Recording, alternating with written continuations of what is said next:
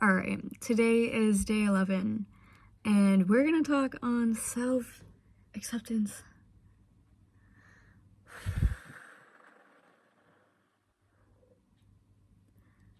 Self-acceptance is probably, or acceptance in general, is one of the biggest lessons I feel that any human being will go through in their life, whether it's acceptance with aging, acceptance with death, acceptance with disappointment and with fears and flaws and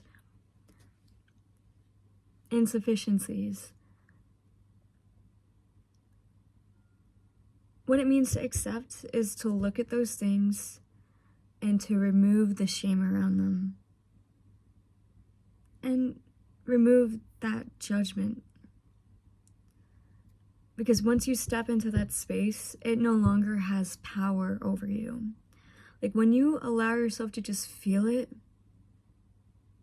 whether it's a fear, a shame,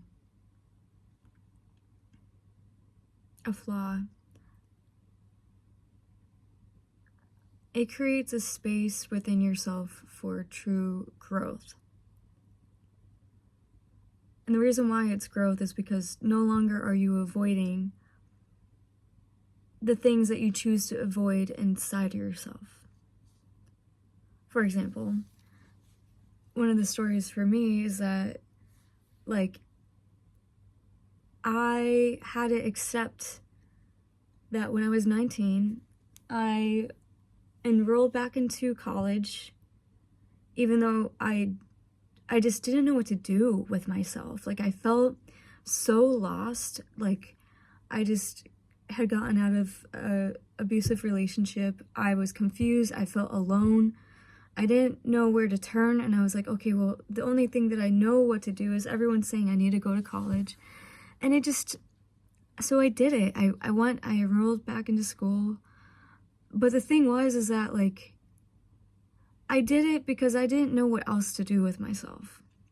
I didn't necessarily feel like it was the right thing for me. And when I was in it, I was like, oh man, I actually don't think that this was the right decision for me. I think I just made this choice out of the feeling that I had to do something. And so I finally made the decision. I was like, okay, I'm going to decide to leave school. I was only 2 weeks into the semester, but I was like, okay, I'm gonna have the conversation with my family. So I sat them down. I was like, hey, I don't think I'm meant to be in school right now. I think I need to just focus on figuring out who I need to be. And at the time, I really wasn't in the emotional headspace to be invested in what do I want to do with my life, when I was just really jarred up from being in a traumatic situation. So I told my family, hey, listen, this isn't for me. My family was like, hey, listen, you're on your own. We can't help you. You are going to be a failure. You're not going to do anything with your life. And I was like, oh, dang. If they really feel that, I would think that they would support that I'm making a decision, an empowered decision for myself, which to them I could understand why it might not seem like an empowered decision, but the reason why it was an empowered decision was because it was my conviction. If you have a conviction inside of yourself, that's an empowered and informed choice for yourself. And I didn't know that at the time, but it was. So I decided, I left school, I left.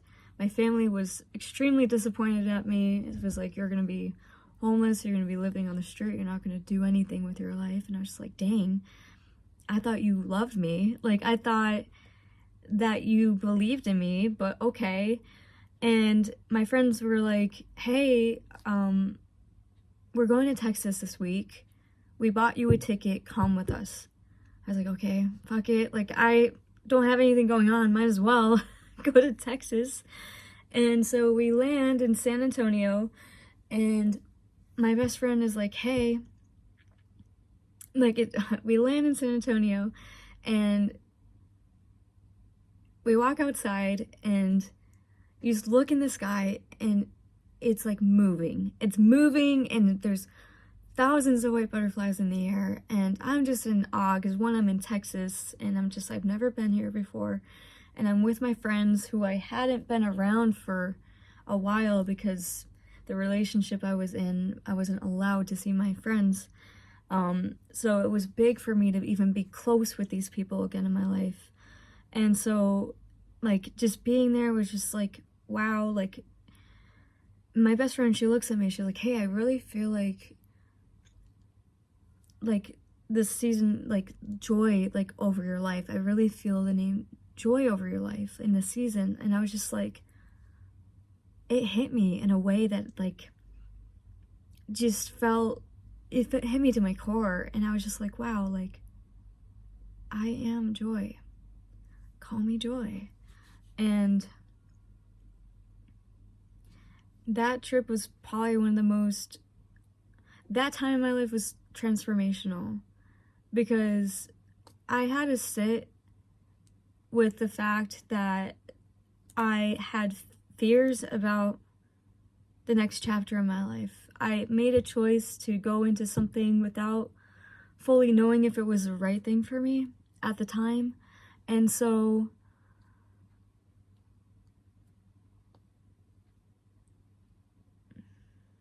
it took courage. It took courage to stand up to my family and say, hey, listen, I love you. I'm making this decision for myself because this is what feels authentic to me. It takes courage to sit in the unknown and not know what's next for you. I didn't know that I was going to land in Texas and experience this transcendental moment where I had an identity shift, where I chose joy for myself. I literally chose to change my name that day. Like, here's a photo of me on that trip. Like, radical self-acceptance means to literally, like, sit within your fears and your flaws, and to sit in them without shame, and to have courage enough to say, okay, like, I'm afraid right now. I'm so afraid. I don't know what the future is gonna look like. I don't know. But it's in those moments that you could, like, really process it and choose to make the decision to move forward in faith anyways. Like, there's something powerful about really embracing the unknown, because the reality is this: we could choose anything and make anything in our life worthwhile. We have to choose to accept that death is a part of life. We have to choose to accept that aging is a part of life.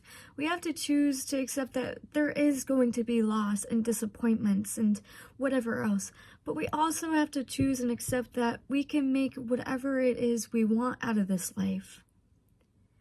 It just takes having hope. Having hope that there could be more. Having hope that things will get better.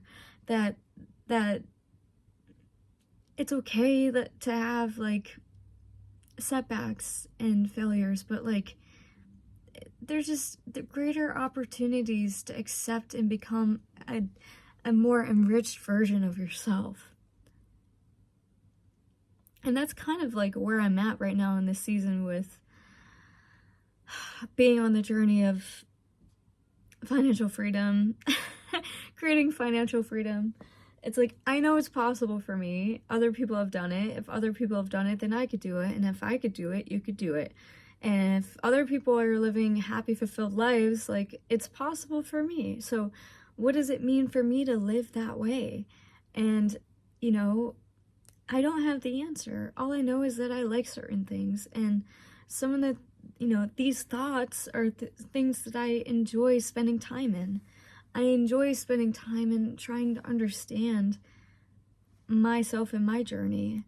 And I enjoy sharing it in a way that maybe it could be digested by you. Because the thing is this, like, whenever anyone has something valuable to share of their life experience, I just feel like I got a cheat code.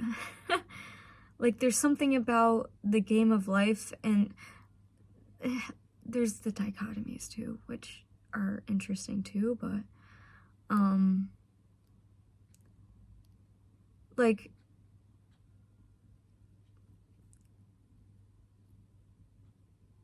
there's some universal truths in life, and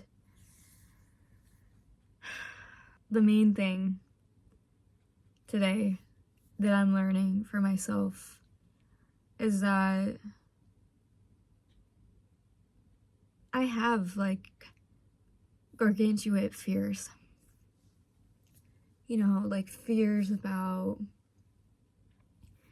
marriage and having kids and career, and if I'm making the right decisions, and what if I'm not doing enough, and what if I'm not worthy enough, and what if whatever. Everyone feels these things, like they're natural feelings. And I think the reality is we'll never fully know if we're making the right decision. We'll never fully know. It's always going to be scary, but there's something really powerful about saying yes to yourself, saying yes to the journey, and having acceptance that it's okay if you're wrong. It's okay that you tried, and it's okay that you failed. There's some level of self-compassion and kindness that needs to come through learning through failures that we have. Like, I've learned so much through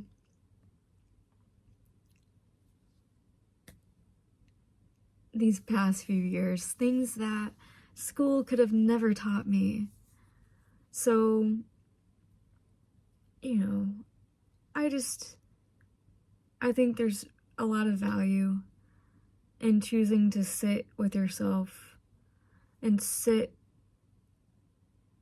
and accept all of who you are, and to know that you're worthy. Like, you're worthy of yourself, you're worthy of a good life, you're worthy of the things that you desire, and they're not far from you. They're closer than you know, but it just takes time, and more so intention with effort and non-resistance towards those things. Like, I want a beautiful life. I see it. I feel it. I feel a community. Like, I feel being surrounded by like-minded individuals. I feel being strong in my body. I feel the pureness of love, of pure love, and connection and intimacy. Like, I feel that within myself. I feel that it's close, and I feel that, you know, again, if it's possible for me, it's possible for anyone. But I think the darker side of those things is having to learn to accept yourself. And once you choose to radically accept yourself, you can radically learn how to love unconditionally. Because this is what the process of unconditional love looks like. It's acceptance. So, I hope you choose to accept yourself.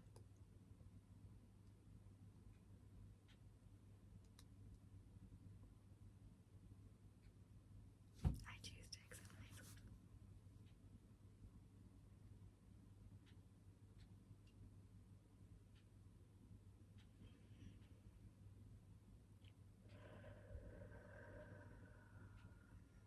Do it with me. I choose to accept myself.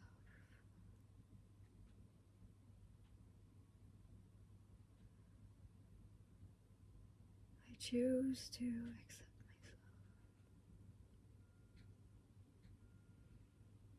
I am worthy.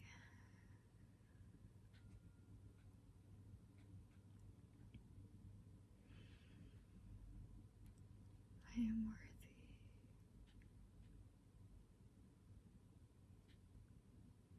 Nothing I could say or do will make me more worthy.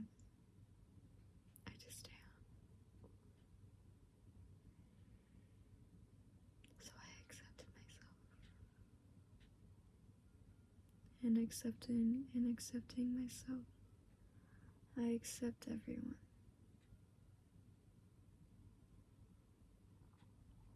I choose to accept everyone.